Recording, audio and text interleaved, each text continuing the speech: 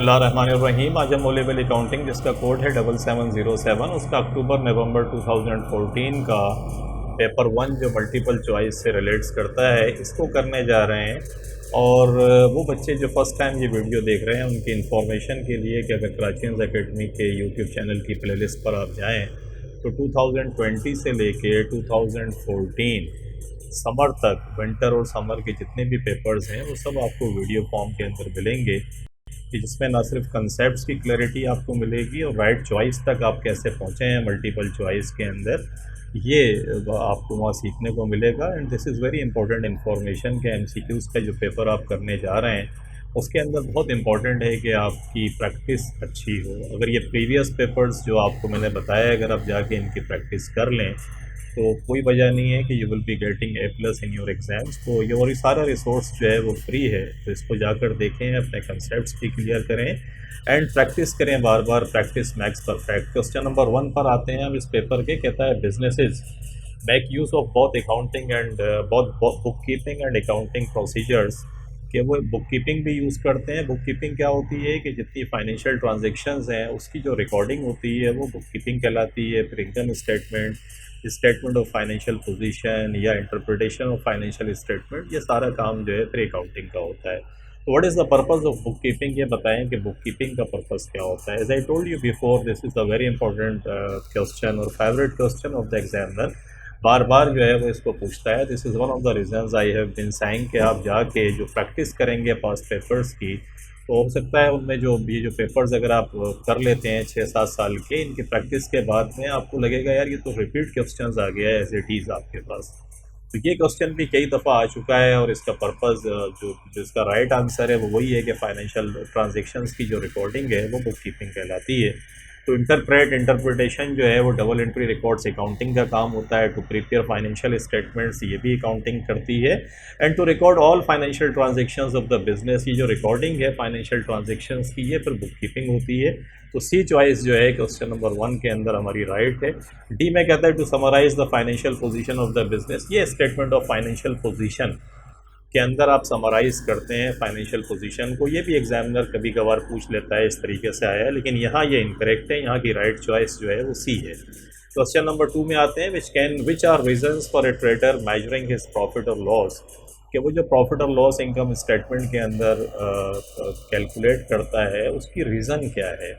तो रीज़न देखें बड़ी सिंपल है कि एक तो ये कि उसने इन्वेस्टमेंट की हुई है, तो वो जो इन्वेस्टमेंट है उसका रिटर्न कितना आ रहा है। अब आप सपोज करें कि you are doing business, you start a business, you invest some money in the business, then how would you be knowing कि whether you are getting the right return or not. यही पैसा अगर आप bank के अंदर invest कर दें तो वो भी आपको पैसे देगा, तो आप जो बिज़नेस कर रहे हैं इससे आपको रिटर्न कितना मिल रहा है। तो जो आप प्रॉफिट और लॉस कैलकुलेट करते हैं उसकी एक रीज़न ये भी है कि आपको पता चले कि भाई मिल क्या रहा है जो मैंने लगाया है। सेकंड ये होता है कि आपको अगर ये प्रॉफिट और लॉस आप कैलकुलेट करते हैं और फॉर एग्जांपल आपको कंटिन्यू लॉसेस हो रहे हैं, तो फिर आप ये कि एक पॉइंट ऑफ टाइम के ऊपर आप सोचेंगे कि यार मैं बिज़नेस बंद कर दूं, क्या फ़ायदा बिज़नेस करने का, कुछ और करता हूं। तो ये भी आपको पता जब ही चलेगा जब आप प्रॉफिट और लॉस कैलकुलेट करेंगे। और इसके अलावा ये है कि आप ये देखेंगे कि यार पर्सनल यूज़ के लिए आपके घर के खर्चे हैं, तो आप कहीं ऐसा तो नहीं कि कैपिटल अगर प्रॉफिट बना रहे होंगे आप तो फिर आप निकाल सकते हैं बिज़नेस से कि आपका कैपिटल भी कम नहीं होगा और आप इत्मीनान के साथ अपनी पर्सनल लाइफ जो है उसको भी चला सकते हैं बिज़नेस से। तो ये पर्पज़ होते हैं उसके। हम यहाँ देखते हैं क्या कहता है। नंबर 1 में कहता है to calculate the expenses of running the business, के एक्सपेंसेस कैलकुलेट करें कि रनिंग बिज़नेस के एक्सपेंसेस कितने हैं। तो ये पर्पज़ नहीं होता कि आप एक्सपेंस देख रहे हैं, क्योंकि रेवेन्यू भी तो आप जनरेट कर रहे होते हैं। तो ये इनकरेक्ट है। नंबर 2 में कहता है to calculate the return of his on his investment, ये बिल्कुल सही बात है कि उसकी इन्वेस्टमेंट के ऊपर उसको रिटर्न कितना मिल रहा है, ये right choice. To decide whether to continue in business और क्लोज डाउन, के बिजनेस को वो कंटिन्यू रखे या क्लोज डाउन करे, ये भी बिल्कुल सही बात है। पर्पज़ होता है प्रॉफिट और लॉस कैलकुलेट करने का। And to see how much can be withdrawn without reducing capital, के कैपिटल को रिड्यूस किए बगैर वो पर्सनल लाइफ अपनी कैसे चला सकता है, नहीं चला सकता। प्रॉफिट होगा तो चलाएगा, नहीं होगा तो फिर नहीं चलेगा। प्रॉफिट रिड्यूस हो जाएगा, उसका कैपिटल रिड्यूस हो जाएगा। तो ये भी राइट चॉइस है आपकी। अब इसमें ए में कहता है 1, 2 एंड 3, 1 तो इनकरेक्ट है, हमने देखा। 1 बी में भी 1 आ रहा है, ये भी इनकरेक्ट है।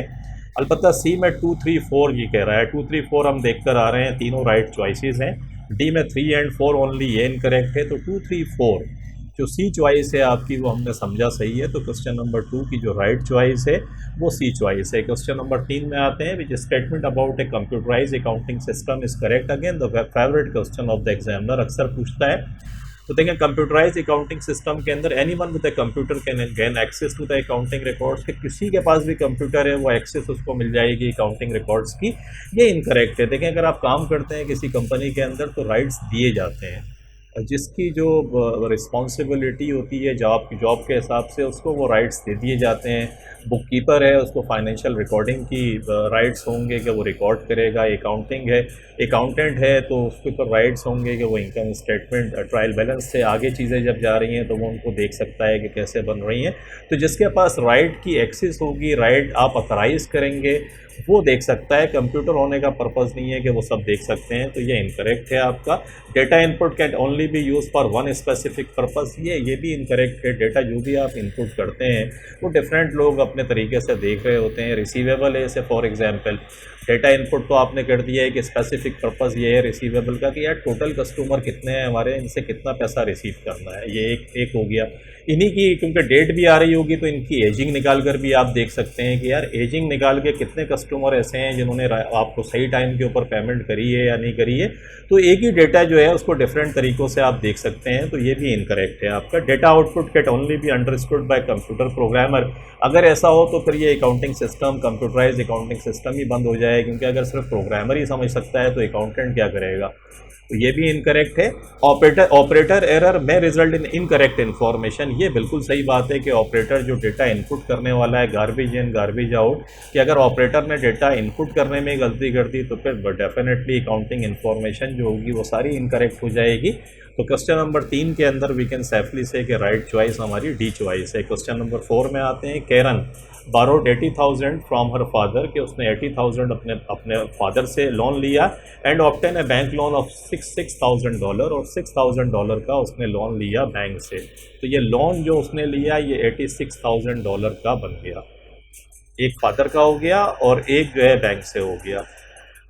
इन order to start a business start करने के लिए शी बॉट प्रीमिसेस उसने 120,000 की ली, और इक्विपमेंट जो है उसने 22,000 की ली, और इन्वेंट्री जो है वो 6,000 की। अगर ये तीनों एसेट्स को मैं प्लस करूं 120,000, 22,000 और 6,000, तो ये बनता है 142,600।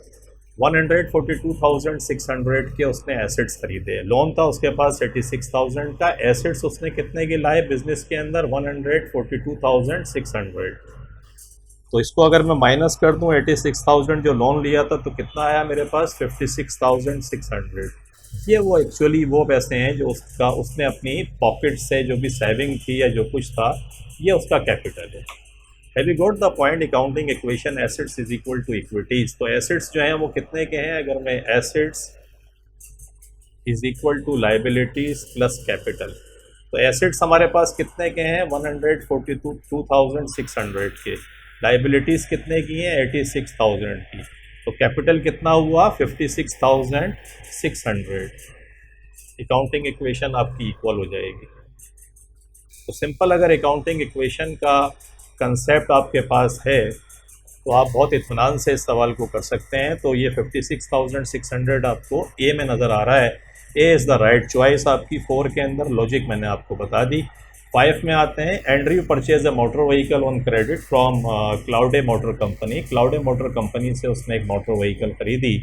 How would Claude motor company record this. Claude motor company जो है वो कैसे इस ट्रांजेक्शन को रिकॉर्ड करेगी। क्लाउडे मोटर कंपनी का काम ये है कि वो मोटर व्हीकल बेचती है, जब भी ख़रीदती है और बेचती है, जब भी वो मोटर व्हीकल बेचेगी तो वो क्या करेगी, अगर उधार बेच रही है तो कस्टमर को डेबिट करेगी और सेल्स को क्रेडिट करेगी। एक इंपॉर्टेंट कंसेप्ट याद रखिएगा, आपका जिस किस्म का भी, अगर ये क्लाउडे मोटर कंपनी ने अपने पर्सनल यूज़ के लिए जो मोटर व्हीकल रखी होंगी वो इसकी किताबों में फिक्स एसेट्स आ रही होंगी, लेकिन वो मोटर व्हीकल जो इसने एज एन इन्वेंट्री ली है जिसको ये बेचेगा, वो जब भी बेचेगा तो सेल्स रिकॉर्ड करेंगे, मोटर व्हीकल नहीं करेंगे। जिस चीज़ का भी बिज़नेस होता है वो फिर सेल्स रिकॉर्ड होती है। This is the very important concept, keep it in your mind. If you are running a furniture store, तो जितना फर्नीचर है वो सारा फिर सेल्स रिकॉर्ड होगा। जब खरीदेंगे तो परचेजेस और बेचेंगे तो सेल्स।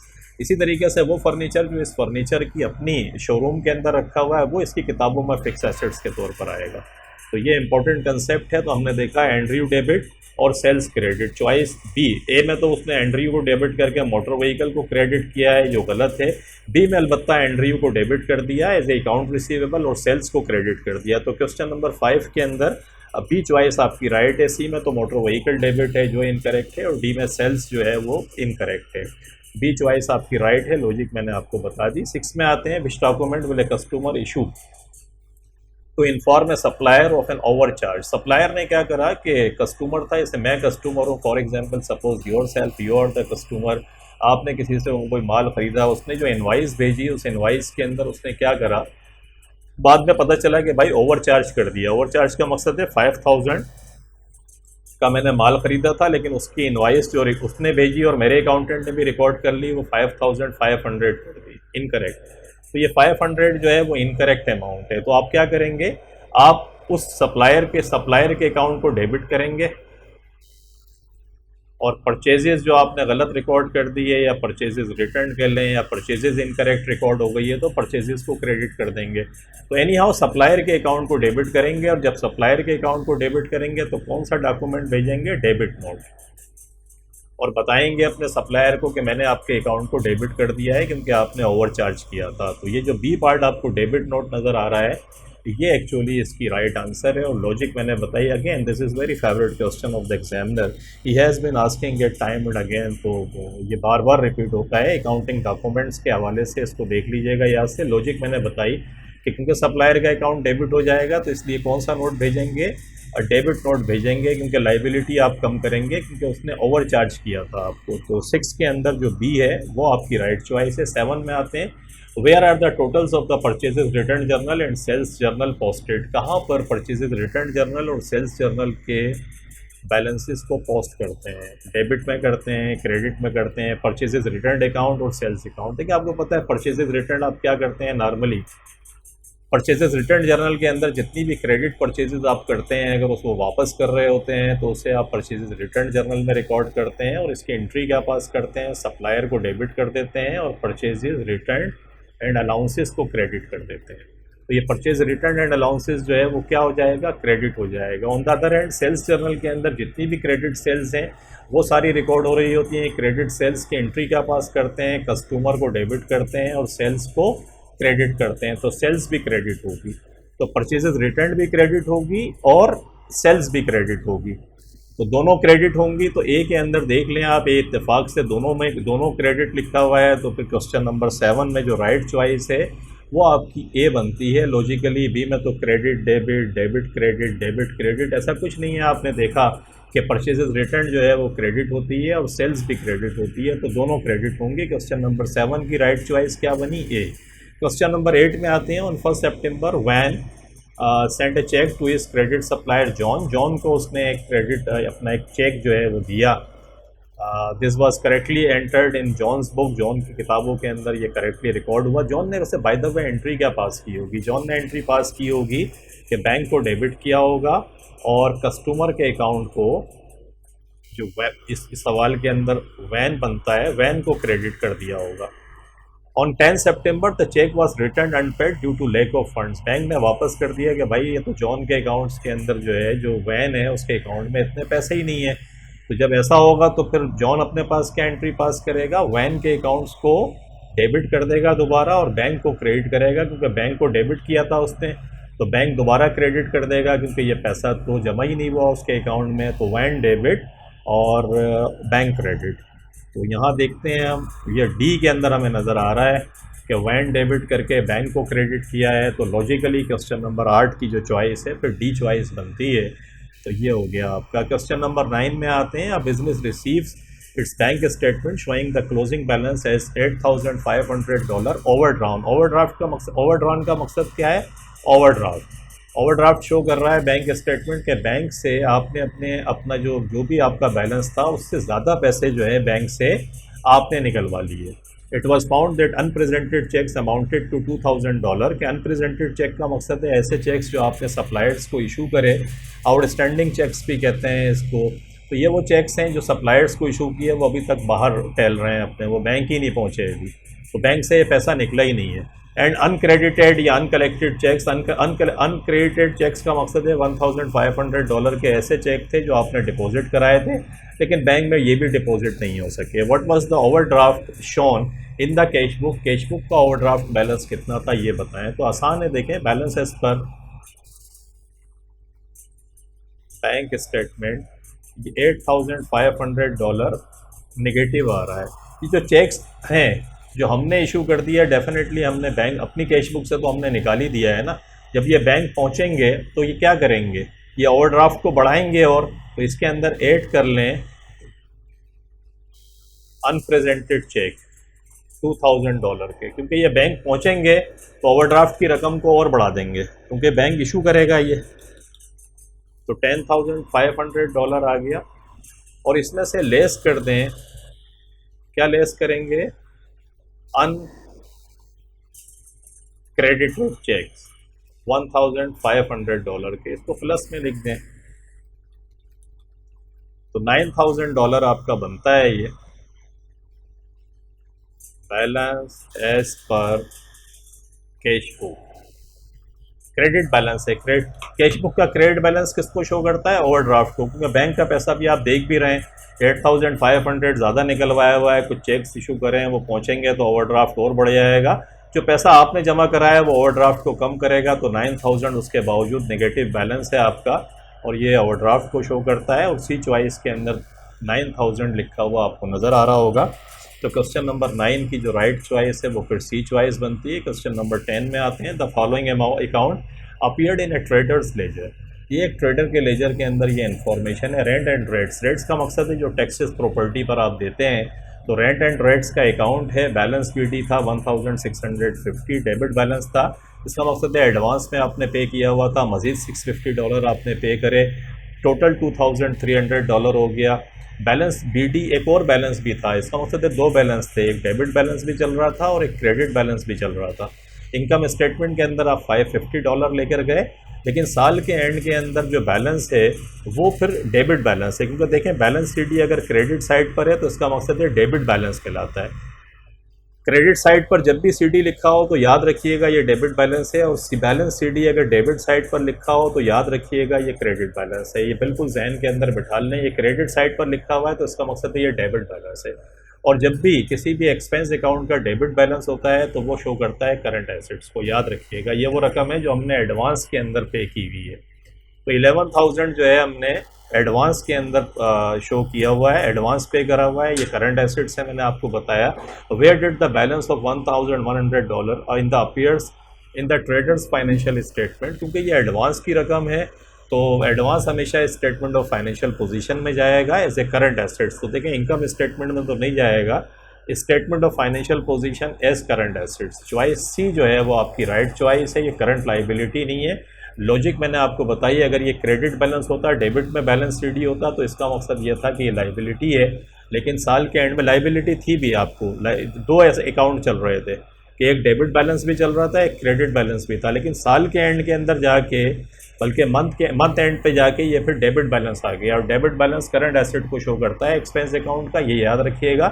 तो स्टेटमेंट ऑफ फाइनेंशियल पोजीशन में as a current assets appear करेंगे। क्वेश्चन नंबर 11 पे आते हैं, the purchase of photocopier appear the paper has been debited to the office equipment account. के फोटोकॉपियर जो था उसके पेपर आपने लिए थे, ये नॉर्मली रेवेन्यू एक्सपेंडिचर होता है और इसको एक्सपेंस रिकॉर्ड करते हैं आप प्रिंटिंग एंड स्टेशनरी के अंदर, लेकिन ये फिर ऑफिस इक्विपमेंट का मकसद है एसेट में रिकॉर्ड कर दिया आपने। तो एसेट में रिकॉर्ड करने का मकसद आप समझ रहे हैं क्या हुआ, ऐसा एरर, ये प्रिंसिपल की मिस्टेक है, इसको कहते हैं प्रिंसिपल एरर ऑफ प्रिंसिपल कहलाता है ये, इसलिए कि बाय प्रिंसिपल मिस्टेक आपने कर दी कि एक्सपेंस अकाउंट को रेवेन्यू एक्सपेंडिचर एक्सपेंस अकाउंट को आप एसेट अकाउंट के अंदर आपने रिकॉर्ड कर लिया, ऑफिस इक्विपमेंट में एक्सपेंस को रिकॉर्ड कर लिया।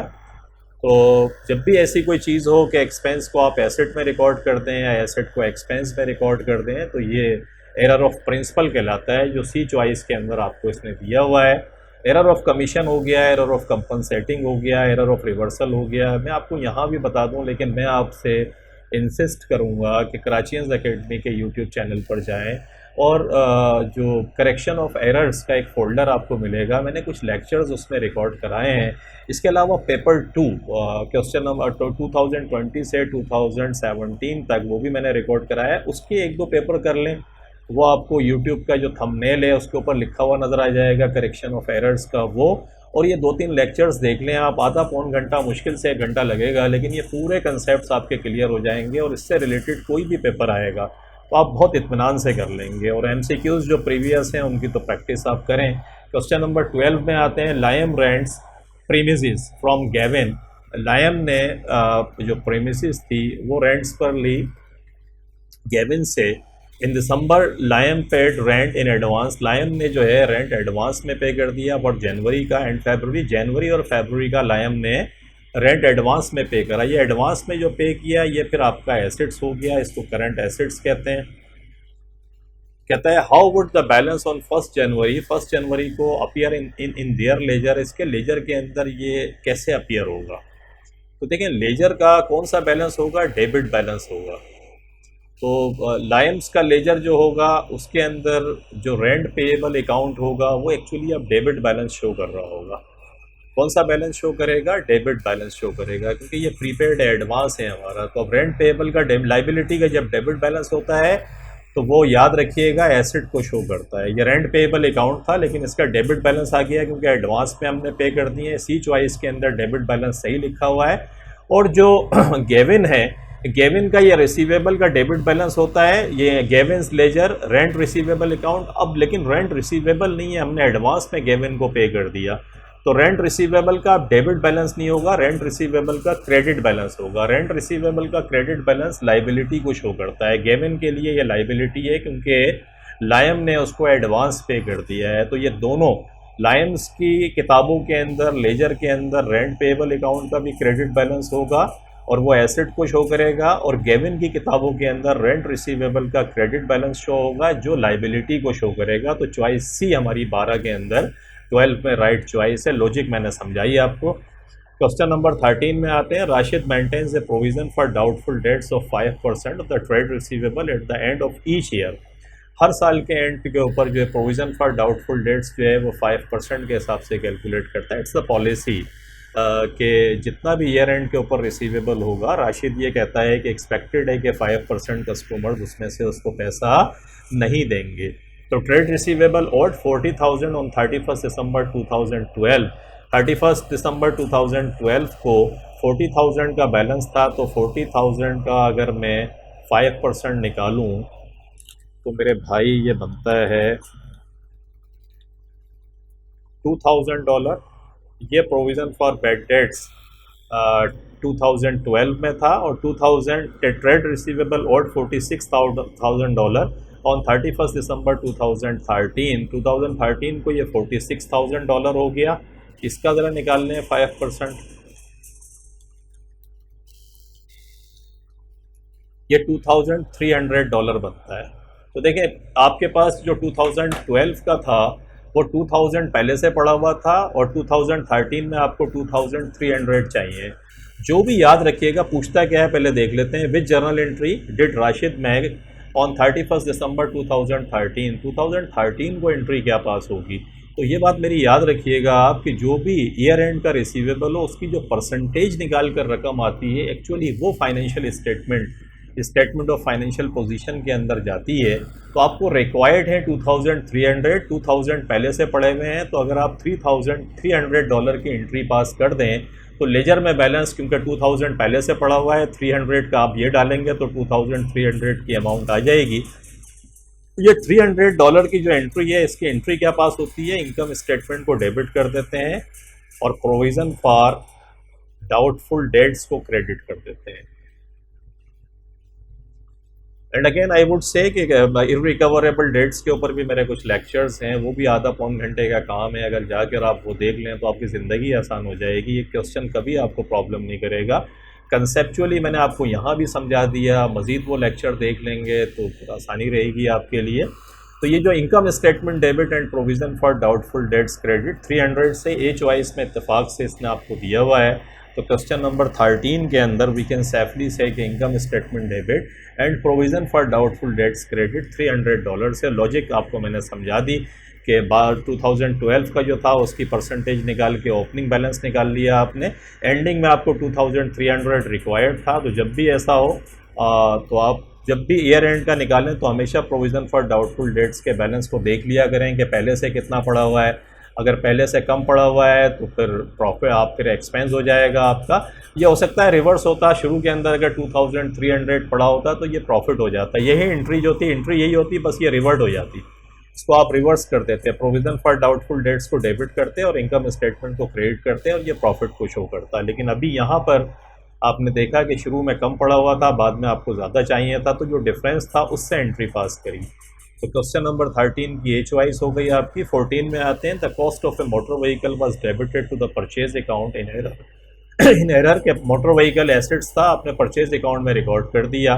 What is the effect of this on the profit and assets? Assets और प्रॉफिट पे क्या इफेक्ट पड़ेगा? देखिए, मोटर व्हीकल आपने रिकॉर्ड ही नहीं करी। Motor vehicle non current assets होता है और मोटर व्हीकल को रिकॉर्ड नहीं करा तो नॉन करंट एसेट्स ये आपके क्या होंगे? ये अंडर स्टेटेड हो जाएंगे।